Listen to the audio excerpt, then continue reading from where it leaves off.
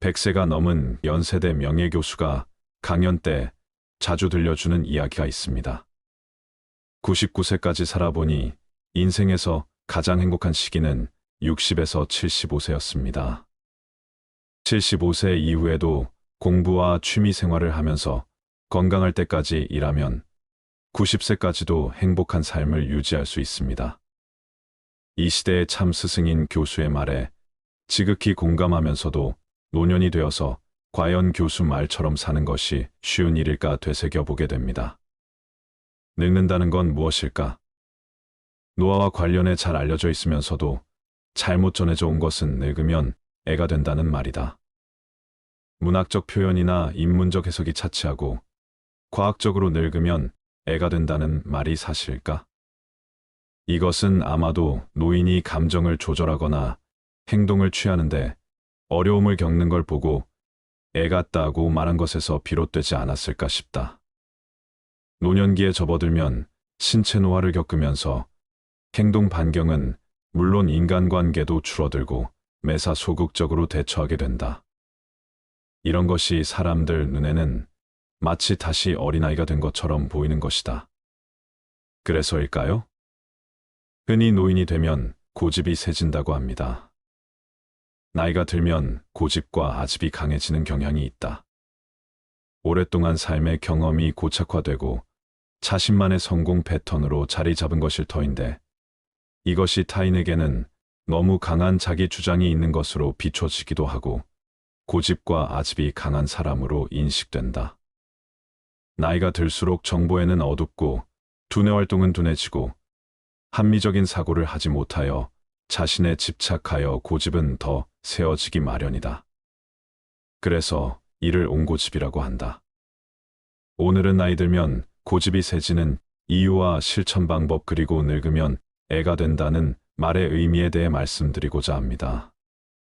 나이 들면 신체적으로, 정서적으로 자신에게 맞는 최적화된 상태로 살아가게 된다고 하는데요.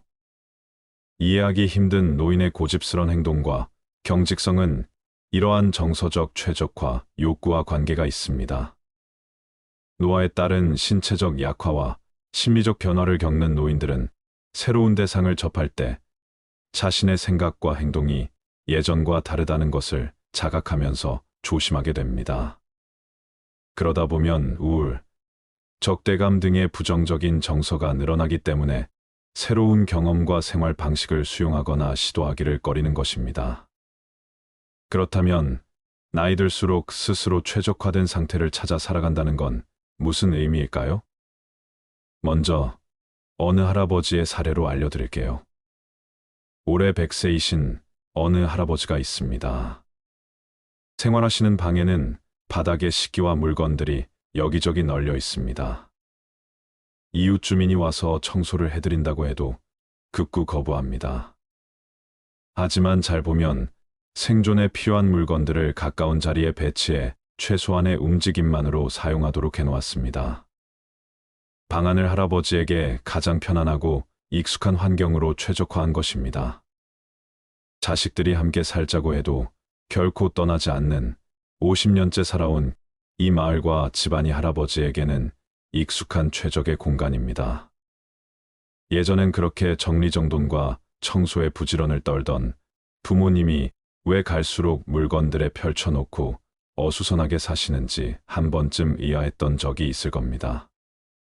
노인들은 에너지를 아끼며 살아야 하기 때문에 공간이 지저분해지는 걸 감수하고 필요한 물건들을 자기 손에 잘 닿는 곳, 즉 자신이 쓸 수 있는 에너지에 최적화된 거리에 쌓아둡니다. 나름의 배치 규칙이 있는 것입니다. 고령자들은 가능한 최소한의 에너지로 일상을 살아갑니다. 단순히 몸을 움직이는 것만 얘기하는 것이 아니라 뇌 감각, 소화 기능, 내분비 기능 등 모든 생체 유지 활동에 필요한 에너지를 의미합니다. 필수적인 경유를 제외하고 아낄 수 있는 에너지는 아끼며 살아간다는 말입니다. 최적화를 지향하는 선택은 정서 부분에서도 나타나는데요. 다음은 어느 할머니의 사례입니다. 올해 99세이신 김할머니는 새벽 6시부터 어김없이 빨래를 걷습니다. 할머니의 본격적인 일과는 다림질로 시작됩니다.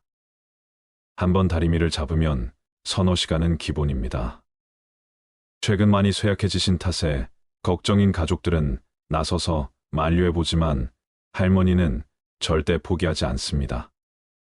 왜 그렇게 다림질에 집착하실까요? 40년 동안 시집살이 동안 한 번도 시어머니에게 혼난 적이 없는 할머니입니다. 가난한 시절 다림질과 삭바느질로 자식들을 대학까지 보냈습니다.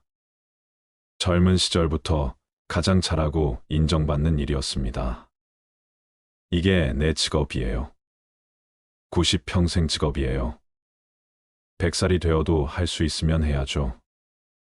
전문가의 말에 따르면 노년기에는 새로운 일과 경험, 지적 만족을 추구하기보다는 정서를 잘 유지하고 조절하고자 하는 욕구가 높아진다고 합니다.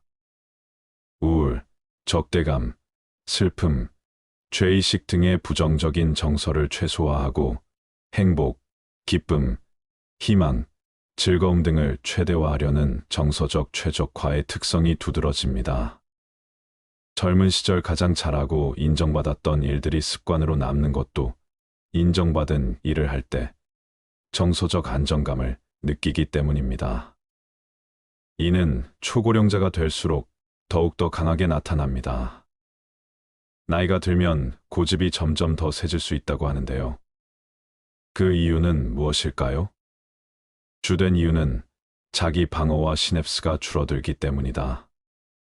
자기 방어 즉, 나이가 들면 신체도 굳어 이전과 달리 날렵하게 활동하거나 사고하기 어려워지면서 새로운 것들을 꺼릴 수 있다. 또한 나이가 들면 사고가 굳어진데 뇌의 연결망인 시냅스가 줄어들기 때문이다. 이로 인해 새로운 경로들을 만들지 않고 원래 있던 경로만으로 사고하려고 한다.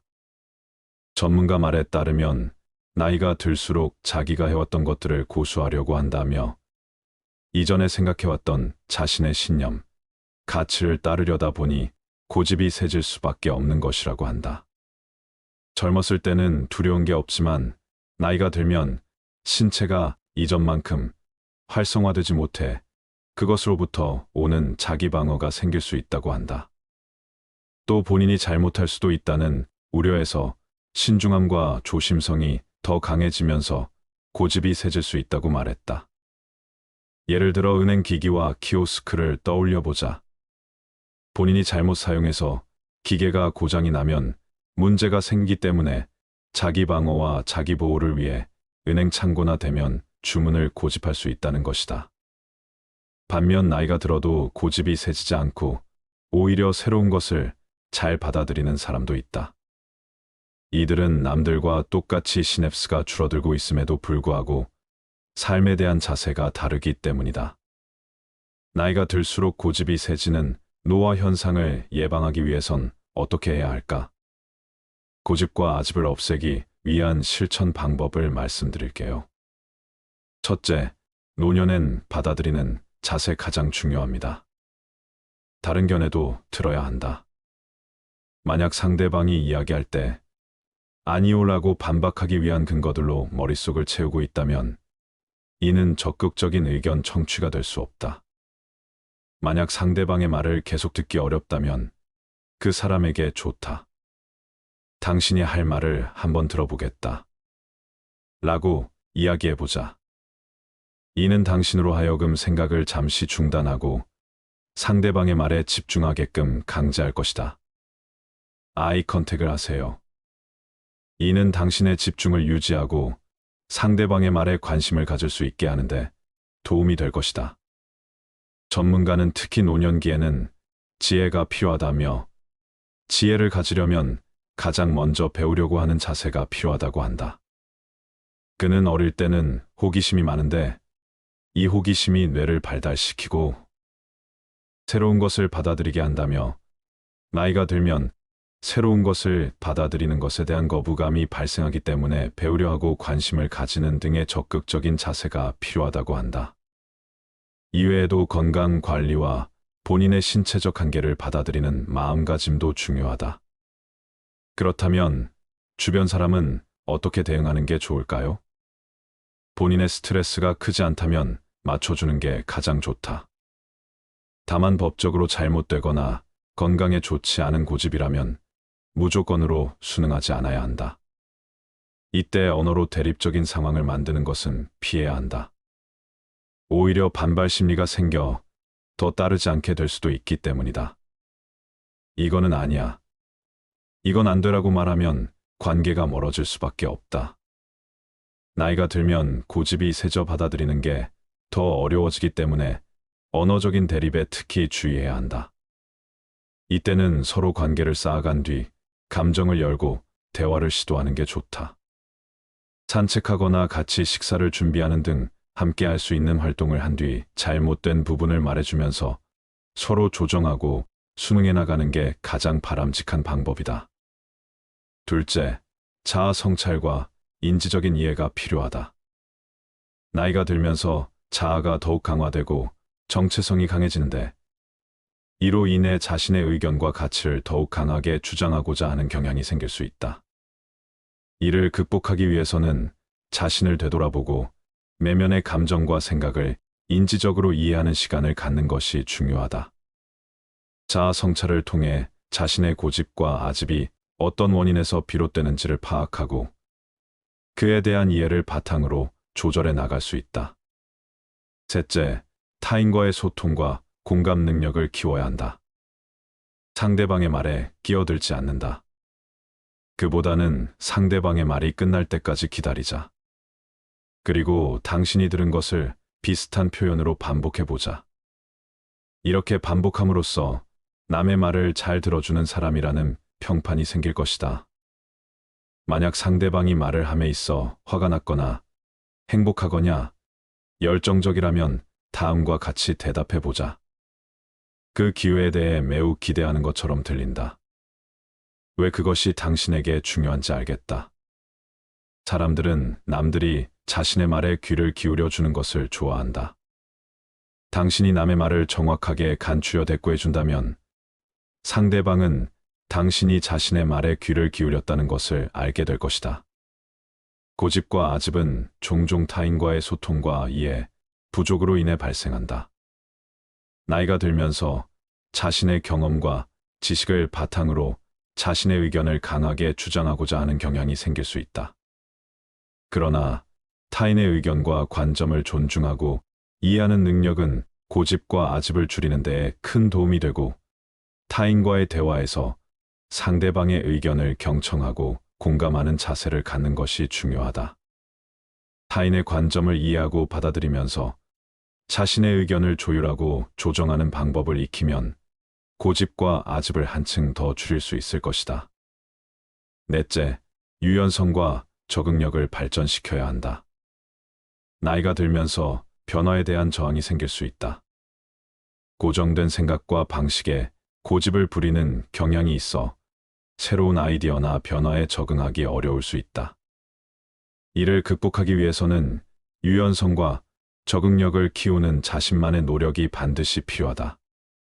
새로운 상황에 대해 개방적인 태도를 가지고 적극적으로 변화에 도전하며 자신의 생각과 행동을 조정하는 능력을 키워야 한다. 유연한 사고와 적응력을 발전시키면 고집과 아집을 줄이고 새로운 시도와 경험에 더욱 열려있는 자세를 갖출 수 있다.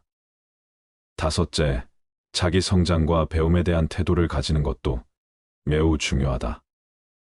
나이가 들면서 자신의 경험과 지식에 너무 집착하여 새로운 학습과 성장에 대한 열린 태도를 잃을 수 있다. 하지만 우리는 평생 학습자로서 성장해야 한다. 새로운 지식과 기술을 습득하고 다양한 경험을 통해 자기를 발전시키는 것은 고집과 아집을 줄이는 데에 큰 도움이 된다. 자기 성장과 발전을 위해 항상 새로운 도전을 수용하고 지속적인 자기 개발을 추구해야 한다. 나이 들면 타인과의 소통과 공감 능력, 자기 성장과 발전에 대한 태도를 가지는 것이 중요하다. 이러한 실천 방법들을 통해 우리는 나이가 들어도 고집과 아집을 줄이고 더 나은 사람으로 성장할 수 있을 것이다. 다음은 늙으면 애가 된다는 말의 의미에 대해 말씀드리고자 합니다. 노화와 관련해 잘 알려져 있으면서도 잘못 전해져 온 것은 늙으면 애가 된다는 말이다. 이 말은 일부 노인들이 감정을 조절하거나 행동을 취하는데 어려움을 겪는 걸 보고 이렇게 말한 데서 비롯되지 않았을까 싶다. 노년기에 접어들면 신체 노화를 겪으면서 행동 반경은 물론 인간관계도 줄어들고 매사 소극적으로 대처하게 된다. 이런 것이 사람들 눈에는 마치 다시 어린아이가 된 것처럼 보이는 것이다. 그러나 노인이 되면 몸이 쇠약해지고 기억력이 감퇴할 뿐 창조력이 감퇴하는 것은 아니다. 과거 전 문화부 장관은 80대 후반의 나이에도 끊임없이 책을 집필하였고 100수를 넘긴 나이에도 강연과 저술활동을 해나가고 있다. 노인이 되어 육체는 쇠약해지더라도 뭔가를 창조해내는 능력은 죽는 순간까지 성장을 멈추지 않는다. 산 정상에 다다르면 내리막길이 나타나는 것처럼 인간의 생로병사도 마찬가지다. 흥미롭게도 산 정상에 해당하는 장년기를 중심으로 그 이전과 이후를 비교해보면 장년기에서 멀어진 정도만큼 서로가 닮아 있다. 유아기는 노년기 후반과 학년기는 노년기와 10대 초반은 중년기와 청년기는 장년기와 흡사한 면을 발견하게 된다. 인간 삶의 여정을 단계별로 들여다보면 노년기가 되면서 직면하게 되는 육체적 정신적 변화를 깊이 이해할 수 있다. 이해의 폭이 넓어지면 그만큼 노년의 준비도 쉬워질 것이다. 삶의 여정은 영아기, 유아기, 학년기, 청소년기를 지나 장년기, 중년기를 거쳐 노년기가 오고 마지막으로 삶을 마감하게 된다. 한국인의 평균 수명이 82세 정도가 된다고 하니 중간 나이는 41세가 된다. 41세면 장년기에 해당하며 한창 열정적으로 일할 나이다. 그러나 의학적인 측면으로 보면 육체적 기능은 이미 서서히 하강곡선을 그리는 시기에 해당한다. 유아기를 지나 학년기가 되면 노안이 오기 전에 노년기와 공통점이 많다. 학년기 어린아이가 육체적으로 연약하고 생활의 활동 반경이 좁은 것처럼 노년기의 어르신도 마찬가지다. 이 시기에는 보호자의 적절한 관찰과 도움이 필요하다. 10대 청소년기가 오면 4050대 중년기와 다르면서도 비슷한 현상을 겪게 되는데 바로 사춘기와 갱년기다. 친구들과 만나 수다가 늘고 감정의 기복을 심하게 겪는다. 별것 아닌 말에도 상처받고 자기를 알아주지 않음에 섭섭해한다. 나이로 보면 인생 무상의 허물을 느끼기 시작하는 갱년기의 중년이 질풍노도의 사춘기를 겪고 있는 청소년을 자녀로 두게 되는 때이다. 갱년기와 사춘기가 한 가정 아래 쉽지 않은 동거를 하는 시기이기도 하다. 인생 여정도 산행과 같이 장년이라는 삶의 정상에 오르게 되면 중년과 노년이라는 산길을 따라 조심스럽고 안전하게 하산해야 한다. 많은 사람이 삶의 정상에 해당하는 장년까지는 앞다투어 열심히 올라간다. 그러나 그 이후의 하산에 대해서는 계획하지 않거나 받아들일 준비가 되어 있지 않은 경우가 많다. 예를 들어 영유아기 때 용변 처리를 못하고 밥을 혼자서 먹지 못한다고 해서 낙심하거나 야단치는 부모는 없다. 그러나 노안으로 고생하는 노인들이 이와 비슷한 상황이 되면 보호자인 성인 자녀들은 당혹스러워한다. 삶의 여정을 막 시작한 영유아와 삶의 여정을 마무리하려는 노안의 노인은 인생 산행 높이로 따져보면 같은 선상에 있다. 영유아가 보호자의 보살핌을 받듯이 노안의 어르신도 같은 보살핌이 필요하다는 것을 당연하게 받아들여야 한다. 또 다른 예를 학년기의 어린아이들에게서 찾아볼 수가 있다. 학년기가 되었는데도 어린이집이나 초등학교에 가지 않고 집에만 머무는 아이들은 없다. 이에 반해 학년기의 어린아이들과 인생 산행 높이가 비슷한 어르신 중에 집에만 머무는 분들이 많다. 특별히 만나는 친구도 없이 하루 대부분의 여가 시간을 TV를 보며 시간을 보낸다면 안전하고 재미있게 인생 여정을 하산하는 것과는 거리가 멀다. 어르신들이 노인 여가 시설을 잘 모르는 것은 학령기 아이들이 스스로 학교를 찾아가지 못하는 것과 비슷하다. 그런데도 성인 자녀들은 학령기 본인 자녀의 학업을 위해서는 적극적으로 어린이집과 학교를 알아보면서도 막상 부모의 문화와 여가 생활을 살피는데 소극적이 되는 경우가 많다.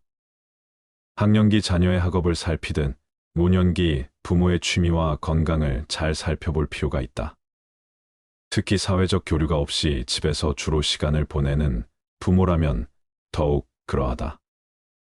고립된 생활 습관은 영양 부족, 운동 부족, 소통 부족, 그리고 삶에 대한 의욕 상실로 이어지고 궁극적으로 건강도 나빠진다. 삶의 정상에 다다랐다가 어떻게든 내려오겠지 하고 안일하게 대처하는 것은 지혜로운 노후 대책이 아니다. 중년을 넘어서면 학령기와 청년기에 오르던 기억을 더듬어 그 길로 다시 내려와야 한다. 산 정상에 오르고 나면 안전한 하산이 중요하듯 삶의 여정도 계획된 노년기가 마련되어야 삶이 아름다워진다. 우리 삶을 방해하는 두 가지 요소가 있다. 하나는 어느 것도 끝내지 않는 것이요. 다른 하나는 어느 것도 시작하지 않는 것이다. 남을 부러워하거나 질투하지 마라. 경계하지도 마라. 오로지 최상의 자신을 만들어가는 것에만 몰두하라. 다른 사람이 무엇을 하건 상관하지 말라. 오직 자신이 무엇을 하고 무엇을 하지 말아야 할지 자신의 일에 대해서만 집중하여 생각하라. 스스로의 마음을 다스려 온전히 한 곳으로 집중할 수 있다면 그 어떤 일이든 모두 해결할 수 있다. 남을 위해서가 아니라 너 자신의 행복을 위해 선을 베풀어라. 신의 지혜를 선물로 받아라. 내 눈과 마음을 새롭게 하여 선을 베푸는 그 자체에서 기쁨을 누리는 가장 행복한 사람이 되라. 모든 것은 마음가짐에 따라 이루어진다. 사악한 마음으로 말하거나 행동하면 괴로움은 그 사람을 따라다닌다. 반대로 깨끗한 마음으로 말하거나 행동하면 행복과 보람이 그 사람을 따라다닐 것이다. 부처님 말씀을 토대로 노년의 행복을 위하여 몸과 마음의 건강을 지키는 방법 6가지를 말씀드리겠습니다. 첫 번째, 노후에는 적게 먹어라. 음식이 아무리 맛이 있더라도 제 양을 초과하여 먹어서는 안 된다. 오직 기력을 도와 몸을 이롭게 하는 데에서 그칠 줄 알아야 한다. 수행자는 음식을 탐닉해서는 안 된다. 사람은 누구나 자신에게 부여된 음식의 양과 수명이 있다. 그러므로 자기의 몫이 아닌 음식과 수명을 탐내서는 안 된다. 탐한다 해서 자기의 몫이 아닌 것이 더 오지는 않는다. 음식을 탐하면 수명이 짧아진다. 자기 식복이 정해져 있기 때문이다. 음식에 대한 탐심을 많이 내어 이번 생 자신의 식복을 넘어서면 현생에 더 먹을 복이 없어지기 때문에 수명이 다할 수밖에 없는 것이다. 과식을 하면 복력 또한 소멸한다. 과식을 하는데도 오래 산다면 그 사람은 삶이 불행해지기 쉽다. 식복이 없는데 많이 먹으니 다른 폭력들이 식복을 대체하여 폭력이 줄어들다 보니 불행해진다는 것이다. 음식물 섭취를 줄이면 삶의 진행 과정을 늦출 수 있고 금욕으로 신체의 번식 전략을 생존 전략으로 전환시키면 장수할 수 있다는 것이다. 음식물 섭취를 줄이면 2배에서 4배까지 수명이 증가한다고 한다. 이후야 어찌되었든 과식은 수행자에게 여러모로 도움이 되지 않는다. 과식은 정신을 혼란하게 만들며 온갖 욕구와 번뇌를 불러일으키고 고요한 선정에 이르지 못하게 한다. 소식을 하면 몸도 마음도 경쾌하고 가벼워 쉽게 선정과 지혜를 얻을 수 있다. 두 번째, 술을 멀리하라. 술을 많이 마시면 몸과 마음이 가난해진다. 그러면서도 재물을 가벼이 여기고 사치를 좋아하여 집안을 망쳐 온갖 화를 부르게 된다. 또한 남들과 노름을 즐기고 다른 여색을 엿보게 된다. 술은 온갖 환난의 근본이요. 재앙의 근원이다. 술은 독 중의 독이요. 병 중에서도 고질병이다. 술은 날카로운 도끼 같아 착한 마음을 손상시키고 괴로움을 부른다.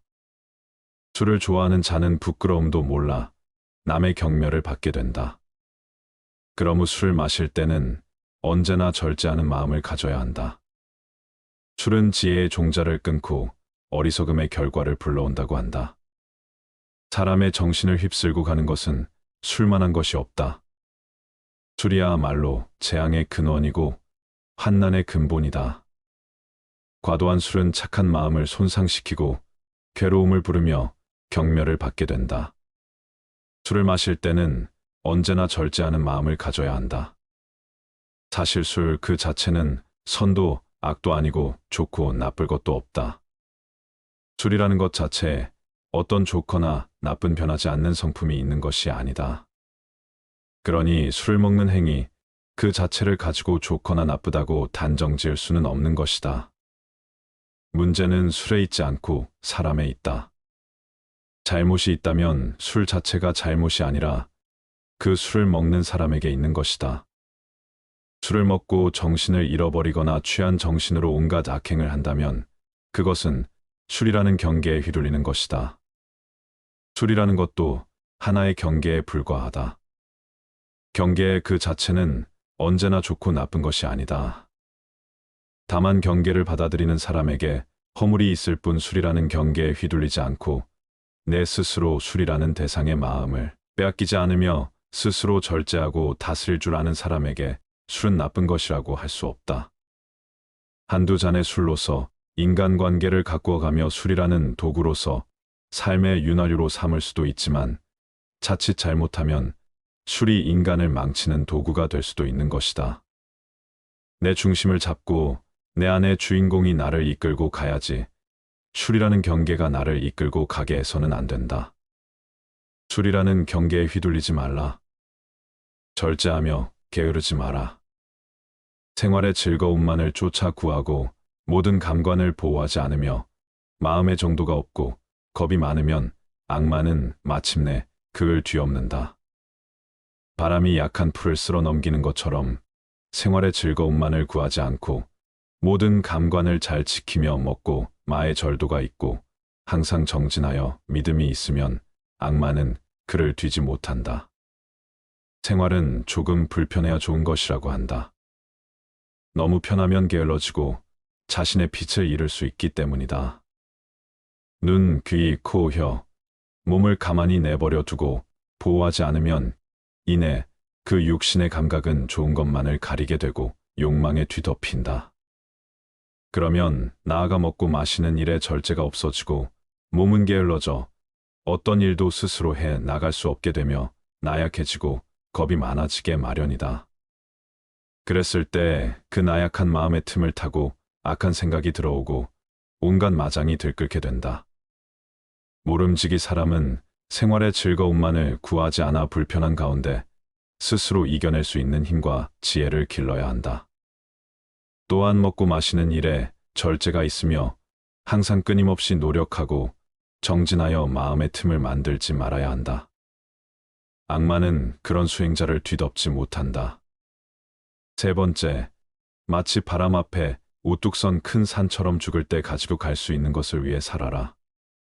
아무리 건강한 몸이라도 질병에 시달리게 마련이며 젊음도 늙음으로 돌아가고 어떠한 목숨이라도 죽음 앞에 무너지게 마련이니 영원한 것은 자비로운 마음으로 정법을 닦는 것이다.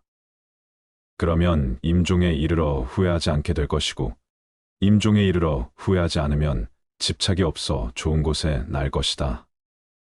생이 있는 모든 것은 반드시 사가 있게 마련이다. 삶이 경이롭고 죽음 또한 경이롭고 신비롭다. 살아있음이 아름답듯 죽음 또한 아름다움의 시작이다. 죽음이 비참하고 괴롭고 어둡고 무서운 것이라는 생각이야말로 인간이 만들어낸 가장 큰 착각이다. 죽음은 또 다른 신비로운 세상으로의 여행이다. 언제나 미지로의 여행은 신비롭듯 다음 생으로의 여행 또한 신비롭고 설렌다. 물론 이번 생을 온갖 악행과 폭력과 화와 번뇌로 물들이며 악업을 쌓아온 사람에게 죽음은 괴로운 세상으로의 여행이 되겠지만, 선행과 자비와 사랑과 나눔과 깨어있음의 수행으로 한 생을 살아온 사람들에게 죽음은 설레고 행복한 새로운 탄생을 의미한다. 누구나 태어나면 죽고 건강하던 몸이 허약해지면 부귀영화도 사라지고 젊음도 늙음으로 돌아간다. 그러나 육신이 죽더라도 업력과 폭력과 수행력은 다음 생에 또 다른 새로운 나를 형성시켜 갈 것이다. 선업을 짓고 자비로서 복을 짓고 깨어있음에 수행을 행한 이는 임종에 이르러 후회하지 않을 것이고, 후회가 없고 집착이 없는 이는 반드시 좋은 곳에 날 것이다. 죽음을 준비하는 것은 곧 삶을 어떻게 살아갈 것인가를 준비하는 것이다.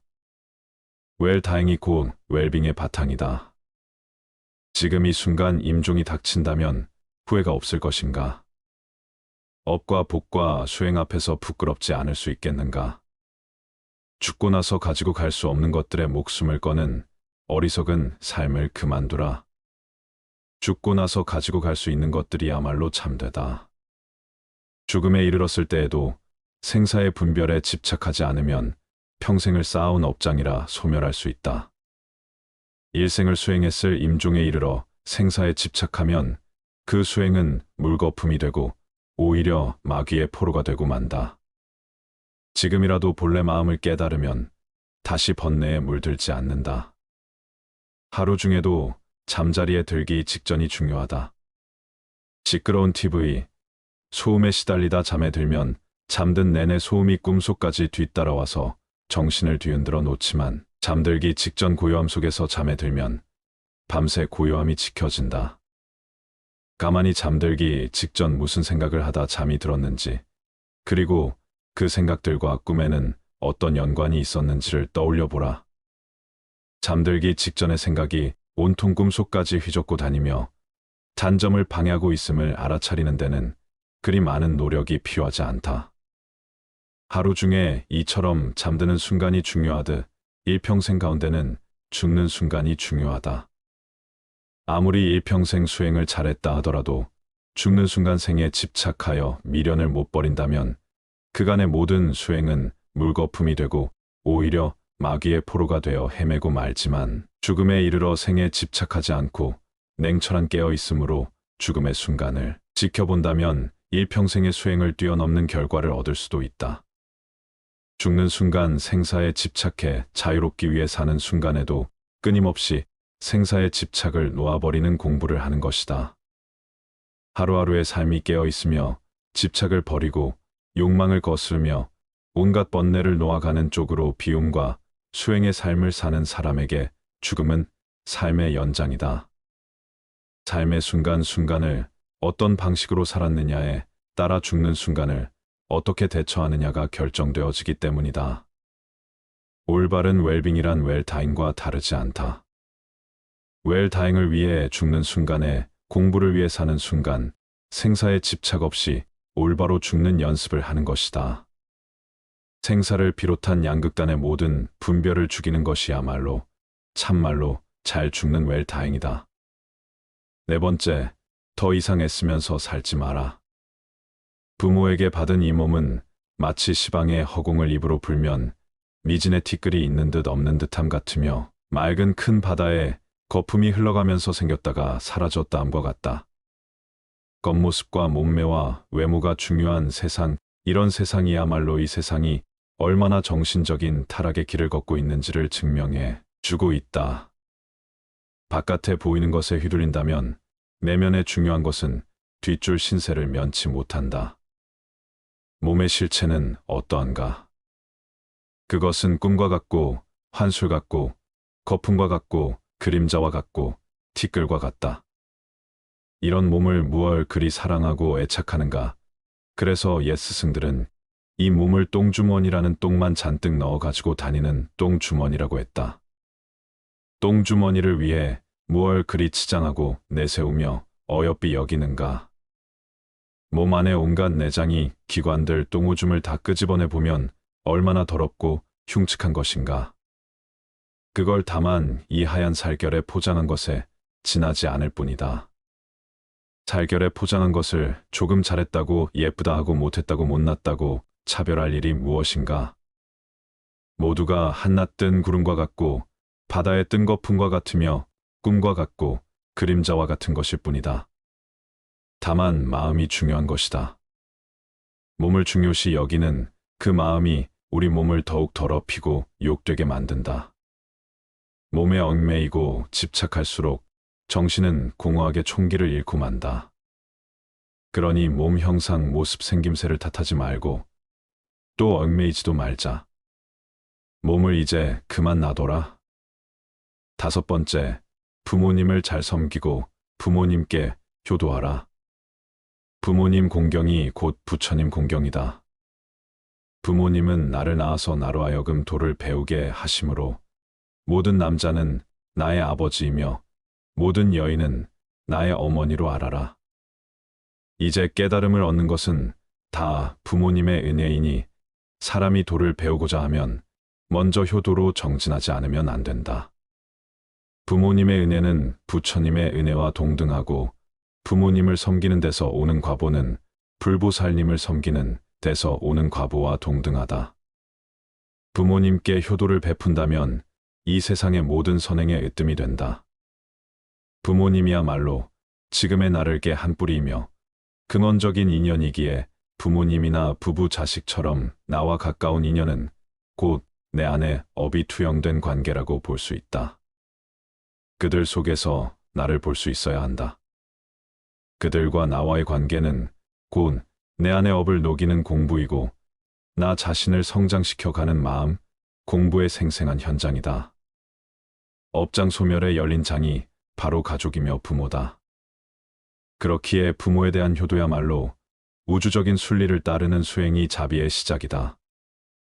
부모님과의 관계가 바르지 못하다면 그 첫 단추가 사회생활의 모든 단추를 흐트러지게 만든다.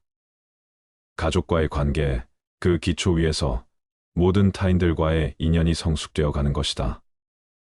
특히 효도는 모든 자비와 지혜의 첫 단추와 같다. 그래서 부모님을 공경하는 것은 곧 부처님을 공경하는 것과 같다고 하는 것이다. 부모님처럼 가장 가까운 인연을 소중하게 간직할 수 있어야 한다. 가장 가까운 인연이야말로 내 업의 나눔이니 부모님과의 관계가 껄끄럽고 아름답지 못하다면 그것은 부모님과의 닦아야 할 업이 많은 연유이다. 부모님을 잘 섬기고 부모님께 효도하라. 그것이 업장 소멸의 매우 빠른 길이고 모든 공덕이 그로 인해 시작된다. 어리석은 범부들은 나를 나라고 보아 나에 집착한다. 그러나 필경에는 나도 없고 내 것도 없나니 나를 비우고 내 것이라는 생각도 비워야 한다. 법이란 생각을 일으키면 마와 법이 생기고 법이란 생각이 사라지면 나와 법도 사라진다. 내 자식이다, 내 재산이다 하면서 어리석은 사람은 괴로워한다. 사실 내 몸도 나의 것이 아닌데 어찌 자식이나 재산이 나의 것일 수 있겠는가? 내 자식이다, 내 재산이다, 내 생각이다, 내 것이다 하는 것은 다 어리석은 생각이다. 나도 내가 아닌데 내 몸도 이번 한 생 잠시 쓰고 나면 이 우주에 돌려주어야 하는데 하물며 내 소유를 어찌 내 것이라고 할 수 있겠는가? 잠시 빌렸을 뿐이다. 내 몸도 우주법계에서 잠시 빌어다 쓰는 것이고 내 소유도 잠시 법계에서 빌어다 쓸 뿐이다. 그러니 집착할 것이 없다. 내 몸도 이 우주에서 품어낸 온갖 음식을 잠시 빌려 유지하고 있을 뿐이고 내 생각도 이 세상의 수많은 생각들을 인연 따라 잠시 채용하여 내 식대로 조합해 쓰고 있을 뿐이며 내 자식도 우주적인 법계의 인연과 업의 법칙에 따라 잠깐 부모의 몸을 빌어 나왔을 뿐이다. 세상 모든 것들이 이처럼 다른 모든 존재들 의지하여 다만 잠시 그 모습을 취하고 있을 뿐이다. 세상 모든 존재는 우주의 것이며 다른 모든 존재들의 것이다. 6번째, 유산을 남겨주기 위해 자신의 귀중한 생애를 다 쓰지 마라. 내가 곧 이 우주이며 또한 나는 이 우주의 모든 존재들과 긴밀하게 연결되어 있다. 그러니 어찌 내가 누구를 가지고 내가 무엇을 집착하고 누가 무엇을 소유할 수 있겠는가? 온 우주는 전체에 의해 존재하며 전체에 의해 소유되고 있는 것이다. 그런 신성한 우주적인 것에 내 것이라는 울타리를 치면서부터 우리는 우주로부터 진리로부터 외면받고 있다. 내 것이란 울타리를 걷어내면 모든 것이 그대로 있을 곳에 있고 제자리를 찾는다. 내 것을 만들면 세계가 나뉘어 시끄럽지만 내 것을 걷어내면 세계도 나도 나뉘지 않아 고요하다. 유산을 남겨주기 위해 자신의 귀중한 생애를 다 쓰지 마라. 많은 사람들이 재물을 얻는데 더 많은 힘을 기울인다. 우리들 이웃을 보면 저마다 돈벌이에 바빠서 개미처럼 동으로 뛰고 서로 뛰고 급하게 서두르고 악착 같다. 돈 아니면 거들 떠보지 않는 상태로 자신을 방치해 버리기도 한다. 사람들은 돈을 벌면 대부분 쌓아두거나 모은 돈을 통해서 더 큰 돈을 벌 생각을 한다. 그리고 그렇게 힘들게 번 돈조차 기꺼이 써버리고 만다. 다행히 어떤 사람이 생애를 무사히 마칠 때까지 별탈 없이 돈을 엄청나게 벌었다 치자 그동안 그가 땀을 쓴 보람으로 남은 것은 단지 황금 덩어리일 뿐 이제 귀중한 세월은 다 써버리고 말았다. 남은 그 황금 덩어리를 남에게 물려줄 일만 남은 것이다. 그런 생애가 혹시 남 보기에는 호화롭고 멋지게 보일지 모르지만 그는 사실상 인생을 잃기 위해 돈을 벌었으며 남에게 빼앗기기 위해 돈을 번 것이나 마찬가지다. 돈을 벌어서 써보지도 못하고 유산으로 남겨주기 위해 귀중한 인생을 낭비했다. 그는 참으로 허망한 일을 했으며 잊힌 생애를 살았다고 말할 수밖에 없다. 평생을 의식주의 호화호식 위에 악전고투를 하며 사는 것처럼 어리석은 일은 없다. 더구나 대체로 대한 유산을 물려받은 사람들은 순식간에 재산을 탕진하는 일들을 주위에서 흔히 보아왔다. 그렇다면 그는 자신의 인생도 돈을 위해 망치고 유산을 물려준 자녀까지 망치는 일을 자행해온 셈이 된다. 명예는 보배롭고 명성은 탐나는 것이지만 그것은 소수의 비범한 자에게만 허용되는 왕관이다. 그리고 그것은 돈으로도 살 수 없는 값진 것이다. 그러나 사람들은 명예의 월계관보다 재물을 더 선택하고 있다.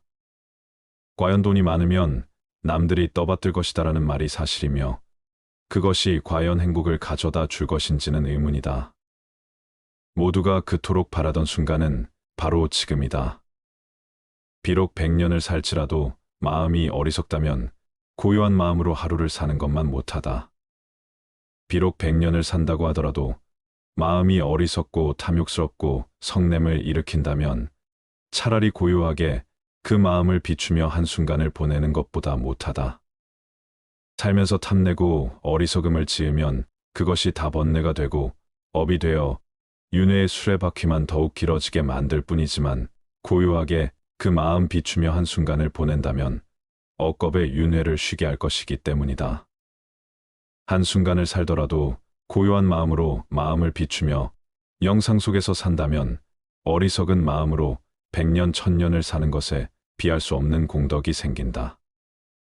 어리석은 세월은 날이 갈수록 업장만 늘리게 되지만 고요한 한순간의 명상은 업을 소멸하고 지혜를 움트게 한다. 시간이란 환상일 뿐이다. 아무리 오랜 시간일지라도 단 한순간의 평화와 맞바꿀 수 없다. 지금은 바쁘고 정신이 없으니 나중에 기도하겠다는 사람, 지금은 삶이 버거우니 노후가 되어 조용할 때 수행하겠다는 사람, 지금은 돈이 많지 않으니 훗날 돈을 많이 벌게 되면 그때 가서 보시하겠다는 사람, 그들은 100년 1000년보다도 더 소중한 지금 이 순간이라는 인생의 클라이막스를 놓치고 있는 것이다. 지금 행하지 않으면 더 이상 시간은 없다. 지금까지 우리는 100년 1000년을 뒤로 미루며 지금까지 오지 않았는가. 그렇게 찾아오던 최상의 때는 바로 지금이며 최고의 장소는 바로 여기이다. 수행에서는 한순간도 버릴 것이 없다. 한순간이라도 마음을 고요히 하고 비추어 보라. 찬란한 지금 이 순간을. 부처님 말씀을 토대로 노년의 행복을 위하여 몸과 마음의 건강을 지키는 방법을 말씀드렸습니다. 우리는 살며 나이를 먹어갑니다. 어릴 때부터 어른이 되기 위해 배워야 할 것들을 배우고 경험을 통해 성숙해가며 세상을 더 잘 이해하게 됩니다. 그러나 나이를 먹으며 우리는 얻어야 할 것뿐만 아니라 버려야 할 것도 생각해야 합니다. 나이를 먹어가며 얻어야 할 것뿐만 아니라 버려야 할 것에도 집중하는 것은 더 풍요로운, 행복하고 만족스러운 삶을 살기 위한 핵심입니다. 과거의 짐을 버리고 긍정적인 관점을 채택하며 관계를 중요시하고 배우며 발전하며 감사하며 충실하면 나이가 들어도 우리는 풍요로운 삶을 즐길 수 있을 것입니다. 이것이 나이를 먹어가며 얻어야 할 것과 버려야 할 것에 집중해야 하는 이유입니다. 오늘은 인생 후반기 삶이 심플해지기 위해서는 어떤 습관을 버려야 할지 알려드리겠습니다. 인생 후반기 사물에 대한 집착을 버리고 주변을 정리하면 말끔한 기분의 일상생활이 더 자유로운 기분으로 하루하루를 행복하게 살아갈 수 있을 것입니다. 우리의 행복은 물질로 채워지는 것이 아니라 정신적 평안과 안정에 있기 때문입니다. 은퇴를 하고 인생 후반기에는 이런 불필요한 것들 버리기를 실천해서 좀 더 삶을 가볍고 여유로운 마음으로 살아갈 필요가 있습니다. 불필요한 것을 버리는 생활이란 단지 물건을 버리는 것만이 아니고 살아가면서 자신의 몸에 배어버린 안 좋은 습관들을 하나씩 버려 없애는 의미도 포함됩니다. 먼저 과거의 무거운 짐을 버려야 합니다. 나이가 들면서 우리는 과거의 경험과 기억을 더 많이 갖게 됩니다. 이것은 양면성을 지닌 것입니다. 어떤 경험은 우리에게 지혜와 성숙함을 가르쳐 줍니다. 그러나 불행히도 어떤 사람들은 과거의 실수나 상처를 너무 오래 기억하고 끌어올려 자신을 괴롭히는 경향이 있습니다. 나이가 들면서 우리는 이러한 무거운 짐을 버리고 더 나은 미래를 위해 나아가야 합니다. 두 번째로 불필요한 스트레스와 걱정을 버려야 합니다. 나이가 들면서 스트레스와 걱정은 더욱 해로울 수 있습니다. 미래에 대한 불안, 건강 문제, 경제적 문제 등 다양한 이유로 우리는 스트레스를 받게 됩니다. 그러나 스트레스와 걱정은 우리의 건강을 해칠 수 있으며 행복을 방해할 수 있습니다. 나이가 들면서는 불필요한 스트레스와 걱정을 버리고 현재의 순간을 즐기기 위해 노력해야 합니다. 세 번째는 바로 선입견입니다. 어릴 때는 몰라서 이럴 거야 하고 착각하고 오해하는 경우가 많고 나이가 들면서는 이랬으니 이렇겠지 하고 편견을 갖게 되는 경우가 많습니다. 어릴 때는 내가 잘 모르고 어리석다는 것을 감추고 싶어서 그랬던 것 같고 나이가 들어서는 미지의 것에 대한 호기심을 잃어버려서 그랬던 것 같습니다. 시간이 지나 여러 가지 일들을 경험하고 그런 경험으로 인해 지혜가 생기는 것은 좋은 일이지만 반대로 선입견이라는 것이 생겨버리기도 합니다. 그래서 아직 해보지 않은 일에 대해, 아직 읽어보지 않은 책에 대해, 보지 않은 영화에 대해, 아직 제대로 만나보지 않은 사람에 대해 제대로 알아보려 하지 않고 눈 돌리지 않았는지, 귀를 닫고 이야기를 듣지 않았던 것은 아니었는지, 마음을 열고 생각을 기울여 주었는지 본인에게 물어봐야 합니다.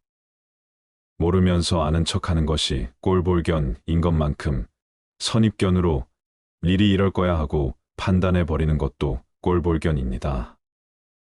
물론 해보고 읽어보고 만나보고 들어보고 그 다음에 판단을 내리는 것은 괜찮습니다. 인생을 살면서 쓸데없다고까지는 할 수 없어도 그다지 꼭 필요하지 않은 것들에 너무 많은 시간과 물질 에너지를 낭비하고 살고 있다는 생각이 들 때가 있습니다. 우선 큰 집과 자동차 집안을 꽉 채우고 있는 수많은 가구나 옷, 기타 각종 물건들과 그리고 온갖 사람들과의 관계 때문에 생기는 행사나 만남들, 이로 인한 형식적 체면 칠해 때문에 많은 시간과 돈을 쓰게 됩니다. 나이가 들면서 우리는 지금까지의 삶에 감사하고 충실해야 합니다. 우리의 경험과 노력에 대한 감사의 마음을 가지고 더 나은 미래를 향해 나아가야 합니다. 또한 가족과 친구들에 대한 감사의 마음을 표현하고 나누는 것도 중요합니다. 나이를 먹어가며 얻어야 할 것뿐만 아니라 버려야 할 것에도 집중하는 것은 더 풍요로운 행복하고 만족스러운 삶을 살기 위한 핵심입니다. 긍정적인 관점을 채택하며 관계를 중요시하고 배우며 발전하며 감사하며 충실하면 나이가 들어도 우리는 풍요로운 삶을 즐길 수 있을 것입니다. 이것이 나이를 먹어가며 얻어야 할 것과 버려야 할 것에 집중해야 하는 이유입니다. 나이가 들면 들수록 물건의 사용 여부와 상관없이 버리지 못하고 모아두는 습관이 생깁니다. 여러 원인이 있지만 인지기능 저하가 주요 원인으로 꼽힙니다. 사람은 나이가 들면 서서히 인지 기능이 떨어지는데 실제 저장 강박증이 있는 자도 젊은 층보다는 노인에게서 많다고 합니다. 오래된 신문 잡지책 옷을 버리지 못하는 것에서부터 심하면 실내가 쓰레기로 가득 찬 상태로 내버려 두기도 합니다. 인구 중 2에서 5% 나타날 정도로 흔한데 환자는 젊은 층보다 노인에게서 2배 정도 많다는 연구 결과가 있습니다. 하지만 이러한 물건들은 생활 속에서 무심코 사용하다가 건강에 악영향을 주는 것들이 있습니다. 알고 보면 건강에 무척 해로워 당장 버려야 하는 것들이 있습니다. 오늘은 안 아프고 건강하려면 65세 전까지 즉시 버려야 할 물건 5가지에 대해 알려드리겠습니다.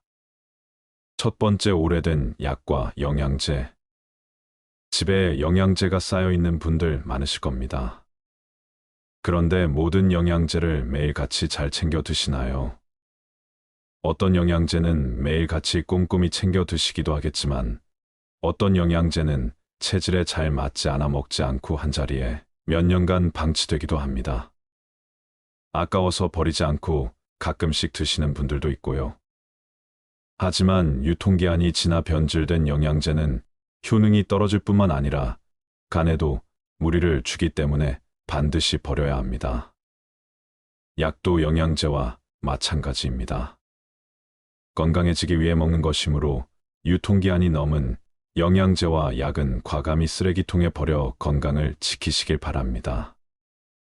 두 번째, 플라스틱과 나무도마. 집에서 오래된 플라스틱 용기를 아무렇지 않게 사용하는 경우가 많습니다. 플라스틱 제품을 잘못 사용할 경우 건강에 치명적일 수 있습니다.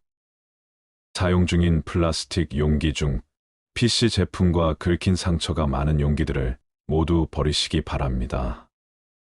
이러한 용기들은 가열할 때 유독 가스를 방출하는 물질인 비스페놀 A로 제조되었을 가능성이 매우 높습니다. 또 음식을 가열할 때 플라스틱 용기보다는 유리 용기를 사용하여 가열하는 것이 가장 좋습니다. 그리고 매일 우리는 집에서 도마를 사용해 음식을 만들어 먹습니다. 칼질 많이 한 플라스틱과 나무로 된 도마에 당연히 시간이 지날수록 흠집이 많아집니다. 수많은 틈 사이에는 박테리아나 곰팡이가 서식하기에 좋아 사용 후에는 반드시 도마를 깨끗이 닦아 통풍이 잘 되는 곳에 잘 말려줘야 합니다. 음식은 우리의 입을 통해 몸 안으로 들어가므로 위생적인 조리도구를 이용하는 것이 무엇보다 중요합니다.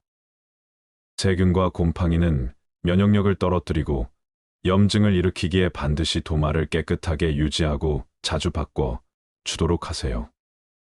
요즘은 스테인리스 도마도 있다고 하니 균이 번식하기 어려운 도마를 사용해 보는 것도 좋을 것 같습니다. 세 번째, 낡고 다른 운동화. 운동화를 한번 사면 몇 년을 계속 신게 되는데 오래된 운동화는 굽이 달라 충격 흡수율이 매우 낮습니다. 또한 신발은 걸음걸이에 따라 뒷부분이 많이 마모되게 합니다. 그런데 마모가 된 신발을 계속 신는다면 어떻게 될까요? 특히 운동할 때 신는 운동화의 뒷부분은 체중이 실리면서 몸의 충격이 흡수되는 곳이므로 마모가 되면 새로운 신발을 신어줘야 합니다. 운도의 밑창이 다르면 뛰고 걸을 때마다 완충되는 곳이 없어 발바닥과 무릎과 허리가 그 충격을 그대로 흡수해 관절과 척추에 손상을 주게 되어 무릎, 통증과 허리, 디스크 등의 발병률을 높이게 됩니다. 아무리 마음에 드는 운동화라도 밑창에 마모된 곳이 있으면 꼭 교체하여 무릎과 허리가 다치지 않도록 예방하시기 바랍니다. 네 번째, 오래 써서 다른 칫솔. 매일 최소 하루 3번 치아를 닦아주는 칫솔은 세균이 번식하기 참 쉬운 물건입니다. 더군다나 입안 닦기 때문에 각질층이 없는 점막에 바로 세균이 침투하기 쉬워 각별히 깨끗하게 관리해야 합니다. 입안에 상처가 있다면 바로 혈관을 통해 세균이 우리 온몸을 헤집고 돌아다니게 되므로 반드시 칫솔 관리 위생을 지켜주셔야 합니다. 칫솔에 세균이 번식하는 것을 막으려면 일주일에 한 번 물을 묻혀 전자레인지 1분간 돌려주면 된다고 합니다. 생각보다 간단하죠. 평소에는 통풍이 잘 되는 곳에 놔둬 물이 빨리 마르게 해주시고 칫솔모가 벌어진 칫솔을 이용해 치아를 닦아주면 치해 제거가 되지 않으므로 최소 2~3개월마다 교체해 주어야 합니다. 5번째, 오래된 화장품. 유통기한이 지났어도 아깝다며 화장품을 계속 바른 적이 있으신가요? 기초 화장품은 얼굴 전체에 매일 발라야 해서 그럴 일이 드물겠지만 색조 화장품은 기초 화장품에 비해 적은 부위에 바르고 기초 화장품만큼 빨리 닳지도 않아 몇 년 동안 사용하는 분들이 많은 것 같습니다. 하지만 색조 화장품도 기초 화장품과 마찬가지로 피부에 바로 닿는 물질이므로 반드시 유통기한을 지켜서 사용해야 합니다. 화장품은 사용하지 않는 동안 이 생물의 번식과 함께 오염될 수 있습니다. 특히 오래된 화장품은 세균, 곰팡이, 곤충 등의 미생물이 번식할 수 있는 환경입니다. 또한 일부 화장품에는 환경 호르몬이 포함되어 있을 수 있으며 장기적으로 건강에 해를 끼칠 수 있습니다. 특히 립스틱과 마스카라는 입과 눈의 점막에 바로 흡수될 수 있어 세균이 침투하기 쉬워 반드시 유통기한을 지켜야 한다고 합니다. 립스틱과 마스카라는 개봉 후 6개월까지 유통기한이라고 하니 참고하세요. 사용하지 않는 화장품은 즉시 버리는 것이 좋고 사용 중인 화장품은 꼭 유통기한을 체크하여 적절한 시기에 교체하세요. 우리의 건강은 우리가 책임져야 할 소중한 자산이므로 건강한 삶을 위해 행동에 옮겨 보시기 바랍니다. 지금까지 실제로 열심히 사고 모아두었지만 살다 보면 많은 것들이 그다지 쓸모가 없는 것들이라는 것을 알게 됩니다. 또한 많은 물건들로 둘러싸인 어수선한 공간에서는 정신도 쉽게 산만해지고 마음이 무거워져 생각도 정리가 되지 않습니다. 그러므로 물건에 대한 집착을 버리고 주변을 가볍게 정리할 필요가 있습니다. 살다 보면 어떤 일이든 후회가 남습니다. 미리 알았더라면 후회를 덜 남길 수 있었을까요? 인생의 후반기를 보내고 있는 60대들은 그들이 지금껏 살아온 발자취 곳곳에서 후회를 발견한다고 합니다. 인생의 시행착오를 줄이고 더 나은 인생을 살기 위해서 꼭 알아야 되는 건 무엇일까요? 첫 번째, 저축을 많이 하지 못한 것. 자축은 노후 대비에 가장 중요한 역할을 합니다. 은퇴 이후 가장 큰 고민을 경제적인 어려움이라고 꼽았습니다. 고정 수입이 줄어들고 자녀 지원비, 병원비 등 각종 늘어가는 지출비 탓에 생활고에 시달릴 수 있습니다. 노후 대비를 위해서는 먼저 저축을 시작해야 합니다. 저축을 시작할 때는 먼저 현재 수입과 지출을 파악하고 가능한 많은 돈을 저축하는 것이 좋습니다. 젊은 나이에 저축을 하지 않으면 은퇴 이후 큰 고난을 겪게 될 수 있습니다. 두 번째, 배우자에게 잘하지 못한 것. 배우자는 평생을 함께 할 반려자입니다. 60대가 되어서도 배우자가 옆에 있다면 그야말로 그것 자체가 천국입니다. 그러나 상대방의 소중함을 쉽게 간과해버리고는 합니다. 나이가 들수록 곁에는 서로만 남게 되며 자식도 소용없습니다. 배우자에게 최선을 다하며 앞으로의 노후를 그려나갑시다.